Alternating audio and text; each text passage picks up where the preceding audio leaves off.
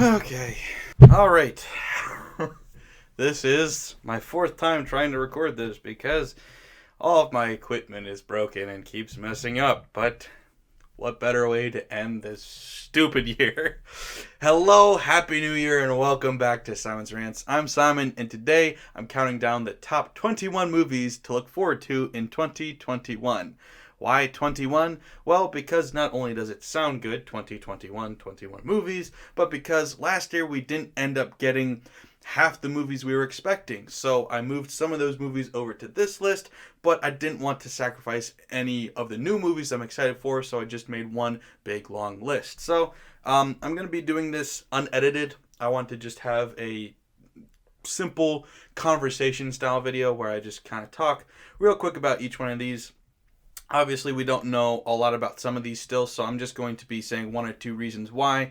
If you want to know more reasons, then feel free to comment and ask questions, but I'm just going to give 1-2 bullet points per movie and move on. So, also, by the way, I might not have every movie that you're excited for on this list because it's just the movies I'm excited for. And on top of that, I might not know about every movie that's coming out this year, so feel free to leave your list in the comments below and we can talk about them there. Anyway, on with the list. So, number 21, to start the list, I've got Black Widow. And that may surprise some people because I think most people on this channel know I'm not a big MCU fan. I'm not really into that much. But there's two things. One, it's Scarlett Johansson. Enough said. Two, it seems from the trailers that this might be one of the more serious MCU movies, which of the MCU movies that I usually enjoy those ones more. And so if it's part of that trend, then I think, end up enjoying this one a little bit. And even if not, like I said, it's Scarlett Johansson playing a spy. I think I'll be at least a little entertained. Number 20, we have Macbeth. Now, we've had lots of Macbeth adaptations as well as Shakespeare in general, so why is this one so special? Well, first of all, it's being directed by Joel Coen of the Coen brothers, and that's pretty significant as that's a very odd combination of two very different styles, so I'm very curious to see how that should turn out. Plus, I mean, the Coen brothers are generally good, so I'm curious to see whatever they do. And then the second point is Denzel Washington is playing Macbeth, and that is a very non-traditional casting choice there, obviously, as he is black, and we don't generally have black Shakespearean characters. So I'm very curious to see how this freedom of casting that we have in this non-strict casting, this more non-traditional casting, could lend to a new, unique style in this, especially from such a great actor as Denzel Washington. I think that could be very interesting. Number 19, we have Army of the Dead. Now, this movie is a bit up in the air because it's Zack Snyder's new movie that he's supposedly putting out this year on Netflix, but he's also been rather busy lately working on his Justice League remake. So is this movie actually coming out? I don't know. It says it is. I hope it is, but I guess we still will see. So why I'm so excited about this movie, I did have this on my list last year, but why I'm so excited is this movie should be the first time that we see him uninhibited by any studio interference, and that's why he went to Netflix in the first place. Was he was tired of all the studio interference supposedly messing up all of his movies. That's why the director's cuts of his movies are always so much better and drastically different than the versions we end up getting from the theatrical cuts. So this was supposedly going to show definitively once and for all that yes, without studio interference, his movies are better, and that could mean a lot. That could mean a lot moving forward in how much studios actually interfere with the making of movies and stuff. Or it could turn out that it's not that good and nothing will change. But I'm curious to see what the outcome will be regardless. Number 18, we have The Green Knight. And for those of you who don't know, The Green Knight is from the lore of King Arthur, from the Knights of the Round Table. And he is going to be represented in this story in a somewhat horror genre, supposedly. And that is, once again, very interesting because that seems to be a combination of two very different things that we don't generally get. We don't generally get King Arthur-style movies in a horror-style genre. Now, I think the character lends himself to that style, but we don't generally get that. So I'm very curious to see how that will turn out. I'm also hopeful that it will turn out good and be good for both the fantasy genre as well as horror needs a good kick in the butt. It's been getting it lately with the help of directors like Jordan Peele, but I'm excited to see how much more we can do to continue helping horror get back to a place of respect and not just the jump scare Blumhouse movies that we've been getting.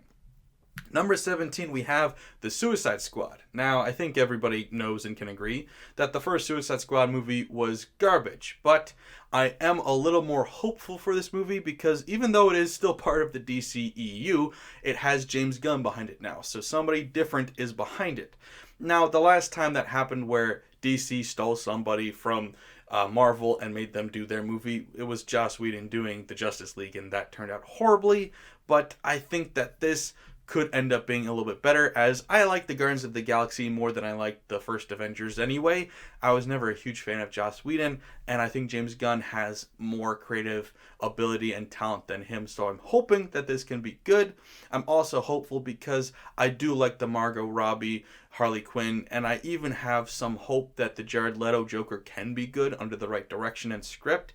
So I'm curious to see how that goes, and I hope it's good. Number 16 is, as of right now, Untitled Elvis Presley Project. And it's being headed by Baz Luhrmann, who I'm not generally a huge fan of. I don't think he's normally known for his substance, but I think it's going to be following in the footsteps of the last few biopics we've gotten about different musicians, meaning Bohemian Rhapsody and Rocket Man. I think will be much like those, as that seems to be the current trend that we're doing. And I enjoyed both of those. I enjoyed Rocket Man more because it was more historically accurate and more just true. So I hope that follows more of that trend because I would like to know more about Elvis Presley's life. I don't really know much. And I could, I suppose, watch a documentary, but it would be nice to have a good musical movie about it. So hopefully that ends up being good. Like I said, I would like to see a movie about that because I don't know much and I've been enjoying these previous movies. Number 15, we have 9 Days, which has been making its rounds at film festivals and doing fairly well. Right now it has a 7.2 on IMDb, which is pretty good. In case you don't know what it is, though, it is an indie film. It's about souls going to a sort of in-between area where I guess they get interviewed to decide whether they go to heaven or hell.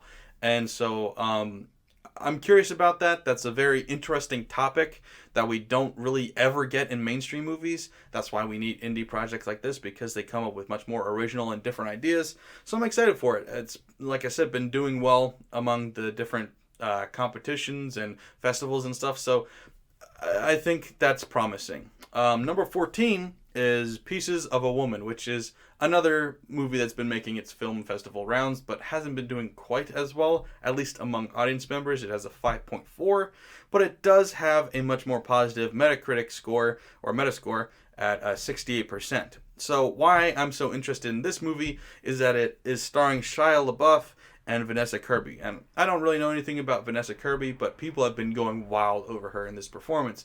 Oscar buzz and everything, saying she should win Best Actress. And she won't. This movie, I doubt, will even count toward the Oscars anyway, but an indie project like this, there's pretty much no chance that she would even get nominated. But I am a sucker for Shia LaBeouf movies as well, and I think that just the recognition she's been getting is promising that the acting in this movie is very good. And so with Shia LaBeouf movies, I in particular love his more indie artsy projects. That's when it seems that he does his best. So I'm very excited to see him in this movie. It's supposedly a very emotional roller coaster by the looks of it. So I'm excited because I'm a sucker for those kind of movies too. Number 13, we have The Little Things, which I didn't actually know about until just a little bit ago when I saw it. Saw the trailer for it during Promising Young Woman. And so in case you don't know what it is, it's about two cops trying to track down a serial killer, and starring Denzel Washington, Rami Malek, and Jared Leto. And that's a great cast. And watching the trailer, I got some Seven vibes, and I don't want to curse this movie by comparing it too soon to such a great classic movie, but it did really give me some good vibes, and that's a good comparison to have immediately come to your head. So I'm not saying it's going to be as good as Seven was, but if it's anywhere close, that would be a huge win, and that would be a great movie to see this year.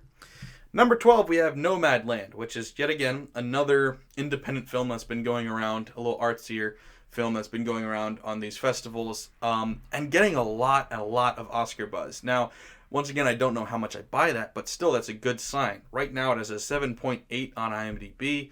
It's starring Frances McDormand, who I don't always love, but she's in a lot of these more artsy movies and seems to do well in them. So I'm curious about it simply because of the reputation it's garnered recently. Like I said, I don't really know much about it, but just because of this reputation, I'm curious because it doesn't matter what the movie is. If it's good, I'll still watch it and enjoy it. Number 11, I have The Things They Carried, which is a war movie. It's based on a book, I believe, a collection of short stories. It's starring Tom Hardy and Bill Skarsgård, and I am a big fan of both actors. I think they're two of the best actors working today, and seeing them together in a war movie, I think, is a very promising concept. This movie is still very much up in the air. It's still listed as pre-production, but previously I did see it listed as coming out this year.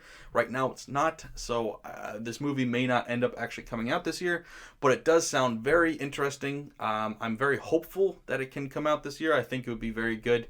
But like I said, we know next to nothing about it, so we're still being a little optimistic by putting it on this list, but a man can hope.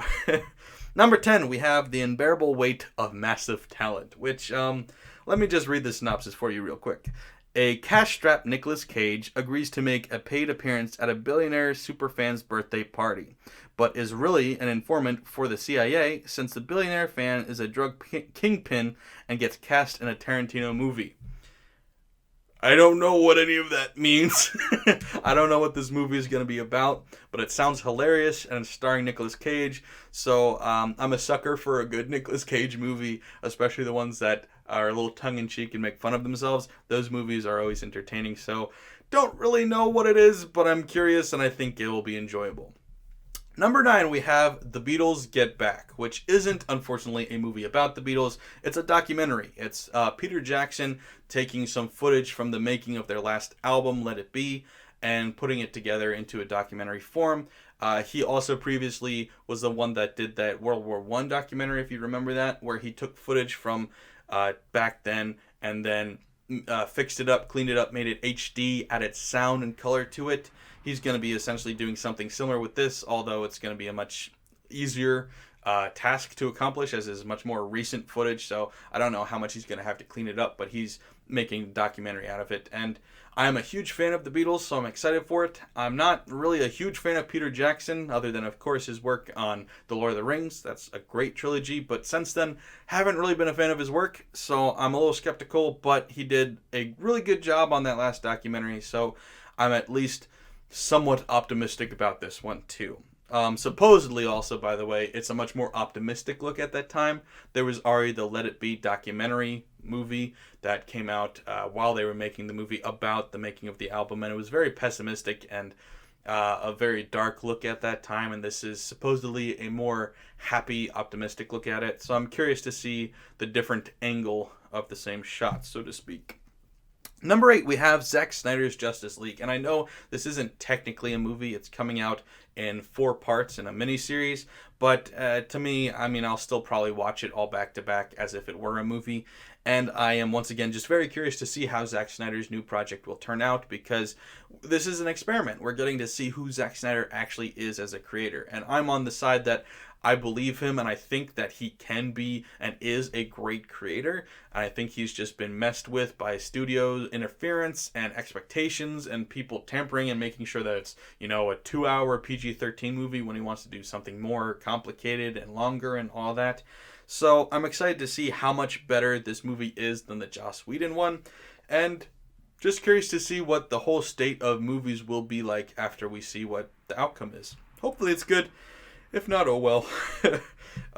Anyway, number 7, Killers of the Flower Moon. Now, I don't know much about this movie as far as plot goes. It's supposedly something to do with FBI investigations and stuff. But what I do know is that it's Martin Scorsese, and it's starring Leonardo DiCaprio and Robert De Niro. And that's really intriguing to me because it's kind of taking the two eras of Scorsese and just marrying them. Because for the longest time, Scorsese worked with De Niro, and then he kind of started to move on from him and do movies with DiCaprio. Now, of course, he did The Irishman, which was De Niro, but he hadn't really been regularly working with him for a while.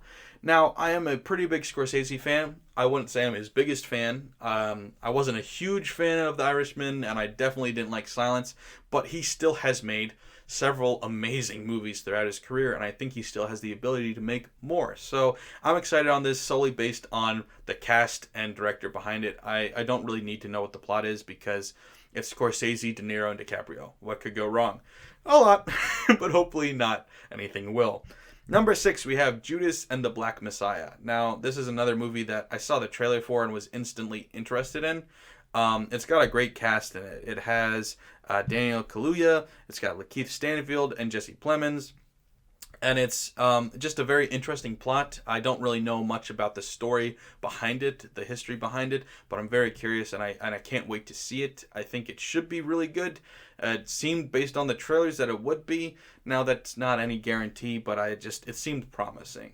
Now, number 5, getting to the top 5 here, we have The French Dispatch. And this is Wes Anderson's new movie, and literally that's the only thing I need to know. Wes Anderson is one of those directors that I don't care what your project is, I don't care what the synopsis for the movie is, I'm going to be watching it. Because just imagine like The Isle of Dogs or the Grand Budapest Hotel, reading the synopsis. That's not the full story. What you need to know is that Wes Anderson is directing a movie. That's all that matters. It doesn't matter what the plot is, it doesn't matter who's in it. Although you can probably assume a couple actors that are going to be in it, you just need to know it's Wes Anderson, so that's enough for me. Number 4, we have Spider-Man 3, or whatever that ends up being called, whether it's Spider-Man Home Run or whatever it is, Homesick. We have the new Spider-Man coming up, and once again, not a huge MCU fan, but of the more recent MCU movies, I think I'm probably the biggest fan of the Spider-Man movies of any of those. And even though I'm not a huge fan of Tom Holland as Spider-Man, I'm more of a Tobey Maguire fan, just because of nostalgia, and that's what I grew up with. This is supposedly marrying of those worlds. If it really is the SpiderVerse multiverse thing that we're all rumored to be getting here, then that's the most exciting thing that the MCU could do for me. Because like I said, I'm a huge fan of Tobey Maguire, and it would be a lot of fun to see Andrew Garfield and all those other guys all come together into a movie too. I know it sounds very complicated, sounds a little bit crowded, but the MCU honestly did a really good job with that in the Avengers, being able to take so many characters and put them all together seamlessly into a streamlined plot. So if anybody can do it, I trust the MCU to be able to do this, hopefully seamlessly. And if they can do it well, this could be groundbreaking. This could be great. So I hope it turns out well, and I hope it's what we all think it is. Number 3, I have Dragon's Lair, the movie. Now, you may have no idea what that is. So Dragon's Lair was a video game that came out a while back that was made by famous animator and director Don Bluth. And now he is making that famous video game, which was a hand-drawn video game, by the way, which was crazy.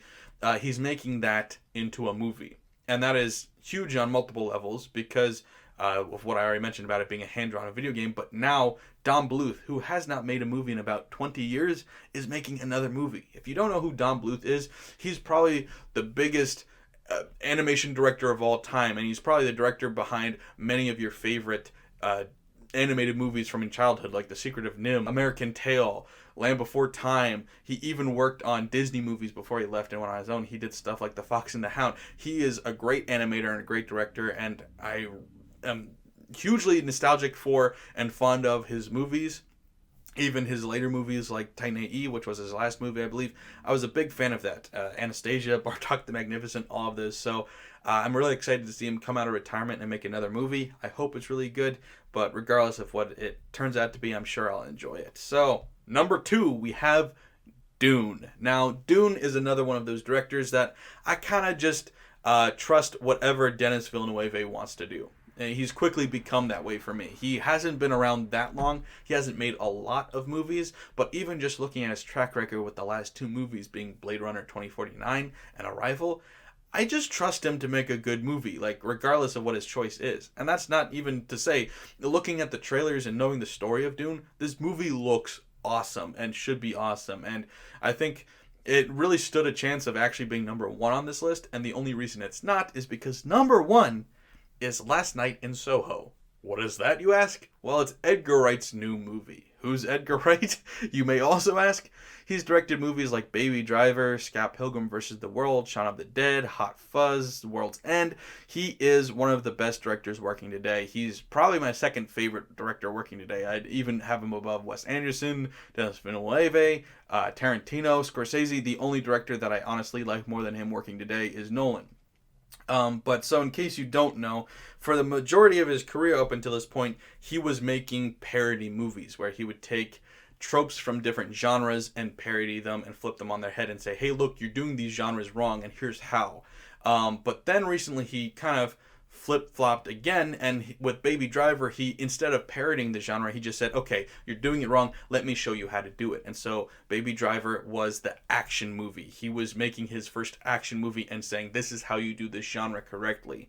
And now Last Night in Soho is his first attempt at making a serious horror movie. Like Shaun of the Dead was his parody of horror movies, now he's doing his first serious horror movie.